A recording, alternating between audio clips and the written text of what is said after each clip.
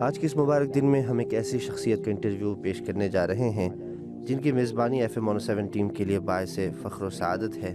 مشہور و معروف عالم دین، اسلامک اسکالر، اسلام کی دعوتی میدان میں ایک مخلص سرہرو، شیخ ڈاکٹر عمر عبدالکافی۔ يا مرحبا وسهلا دكتور، مرحبا حياكم الله. أهلا بك ومستمعيك ومشاهديك، أهلا وسهلا. ويعني هذه الإذاعة المتميزة بلغتها الكردية والعربية، فهنيئا لنا بها وهنيئا لكم بإذاعتكم. بارك الله فيكم، هذا شرفنا دكتور. جن کا تعلق ہے مصر سے اور فی الحال وہ ترکیہ میں ان کی رہائش ہے۔ اللہ تعالیٰ حضرت کو جزائے خیر عطا فرمائے اور ان سے امت اسلام کو بھرپور استفادہ کرنے کی توفیق دے۔ اور پروگرام چونکہ عربی زبان میں تھا، اس وجہ سے ہم نے یہی مناسب سمجھا کہ اس کا خلاصہ پیش کر دیا جائے تاکہ سامعین کے لیے سمجھنے میں کسی طرح کی کوئی دقت نہ ہو۔ ویسے انٹرویو میں عید الاضحیٰ اور حج کے حوالے سے مختلف دلچسپ موضوعات پر گفتگو ہوئی۔ یہ ایسے موضوعات اور مسائل ہیں جو ہر ایک فرد کے لیے ان کا جاننا، سمجھنا، معلومات حاصل کرنا ضروری ہے۔ ابتدا ہی میں ہمارے انٹرویو کی اہم نکات سامعین کی پیش خدمت ہے۔ اہل غزہ کے بھائیوں کی قربانی کے تناظر میں ہماری عید کی قربانی کا کیا پیغام ہے، اور دوسرا نقطہ یہ تھا کہ حج و عمرہ جیسی عظیم الشان عبادت کے مقاصد کیسے حاصل کیے جا سکتے ہیں۔ اسی طرح شیخ نے عبادات اور معاملات کے درمیان فاصلوں سے امت کو کیا نقصان پہنچ رہی ہے، اس پر بھی بالتفصیل گفتگو کی۔ چلیے سامعین، اب سنتے ہیں مذکورہ نکات پر شیخ عمر عبدالکافی کی ہدایات۔ شیخ سے میرا پہلا سوال یہ تھا کہ عید میں ہم جانوروں کی قربانی کرتے ہیں اور اس پر خوشیاں بھی مناتے ہیں، لیکن امت مسلمہ بالخصوص اہل غزہ کے بھائیوں کی جو نازک ترین صورتحال ہے، ان کی قربانیوں کے تناظر میں ہمارے لیے آپ قربانی کے حوالے سے کیا پیغام دیں گے؟ اس سوال کے جواب میں شیخ نے ابراہیم خلیل اللہ علیہ السلام کی قربانی کے اس قصے کی یاد دہانی کی، جس قصے میں یہ بات آئی کہ ابراہیم علیہ السلام نے اپنے بیٹے اسماعیل علیہ السلام کی قربانی کی تھی۔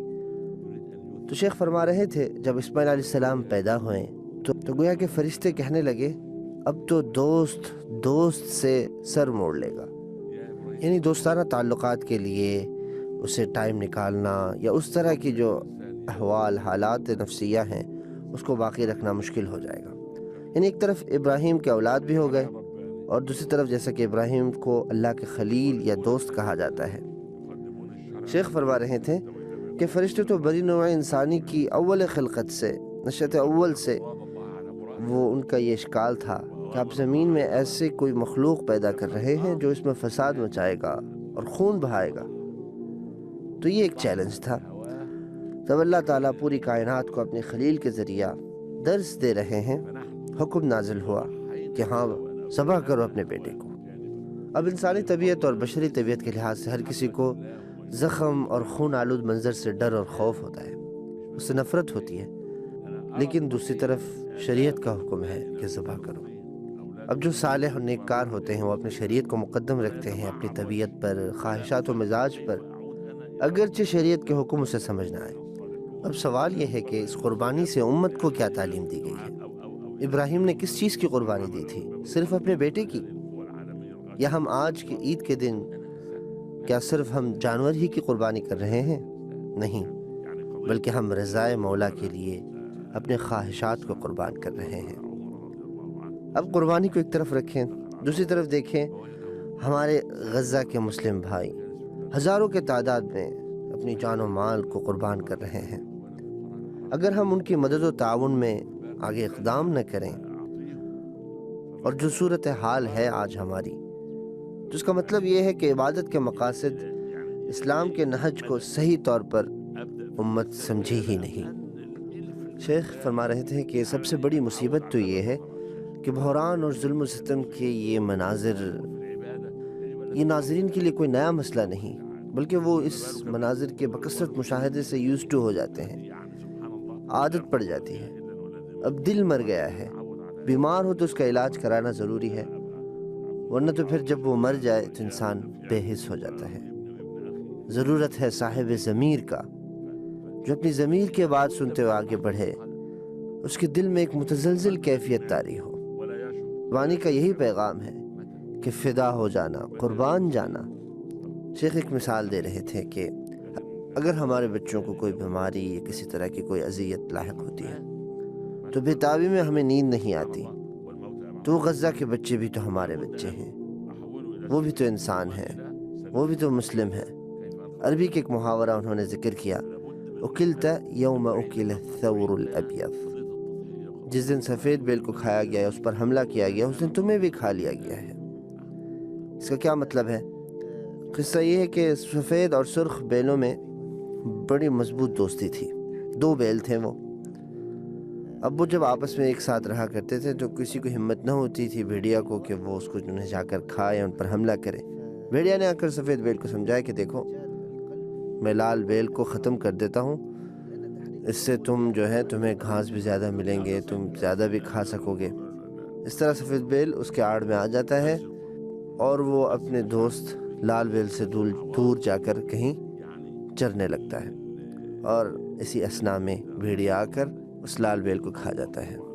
اب اس لال بیل کو کھانے کے بعد، ختم کرنے کے بعد، چند دنوں بعد وہ بھیڑیا حاضر ہوتا ہے سفید بیل کے سامنے۔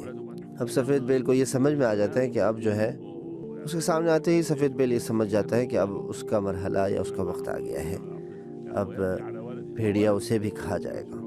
تو اسی پر یہ محاورہ کہا گیا، اکلت یوم اکل الثور الابیض، یعنی جب تمہارے دوست کو ختم کیا جا رہا ہے، اس پر ظلم و ستم ڈھائے جا رہے ہیں، اور تم بے ہوش ہو کر بیٹھے ہو بے فکر، یہ نہ سمجھو کہ تمہاری طرف وہ نہیں آئیں گے۔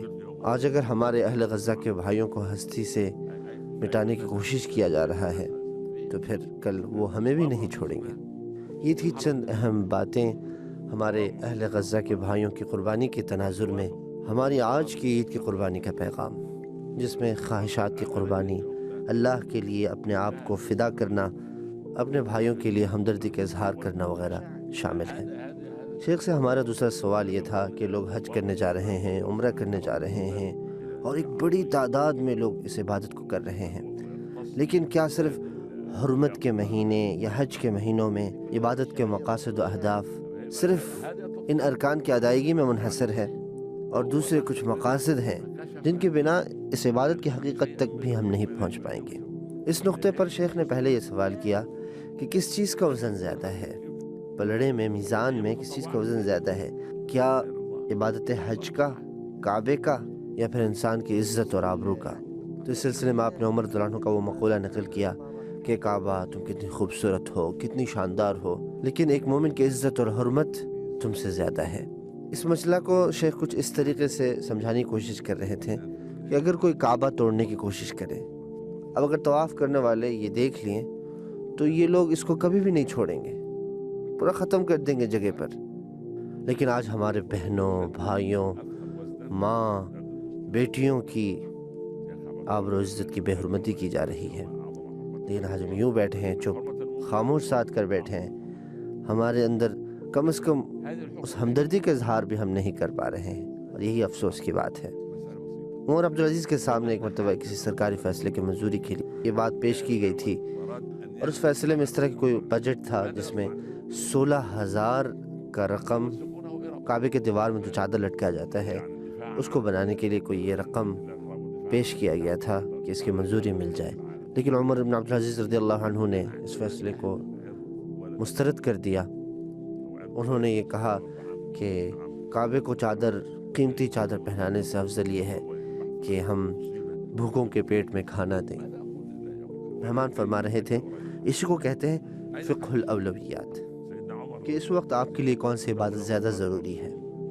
وہ کہہ رہے تھے کہ اب اگر کسی نے ایک مرتبہ حج کر لیا ہو تو پھر وہ اب اس صورتحال کو سامنے رکھے امت مسلمہ کی، اور ان مظلوموں کے، ان بے گھر افراد کے، ان بھوکوں کے لیے کچھ پیسے وہ جو ہے اللہ کے راستے میں خرچہ کریں۔ عبداللہ بن مبارک رحمہ اللہ کا قصہ انہوں نے نقل کیا، حج کے لیے روانہ ہونے سے پہلے وہ اپنے پھوپھی کے پاس گئے انہیں سلام کرنے کے لیے۔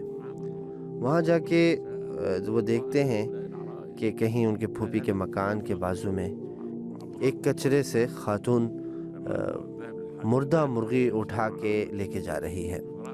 تو آپ نے اس کا پیچھا کیا، حال احوال کے پوچھ پاچھ کے بعد انہوں نے وہ حج کی جو رقم انہوں نے جمع کیا تھا وہ ان کو دے دیا، اور پھر وہ اپنے علاقے سے غائب بھی ہو گئے تاکہ اپنے آپ کو شو آف اور ریا سے دور رکھا جائے۔ تو اس طرح جب حاجی لوگ حج وغیرہ ختم کر کے جب وہ لوٹ رہے تھے تو اسی وقت عبداللہ بن مبارک بھی لوٹے۔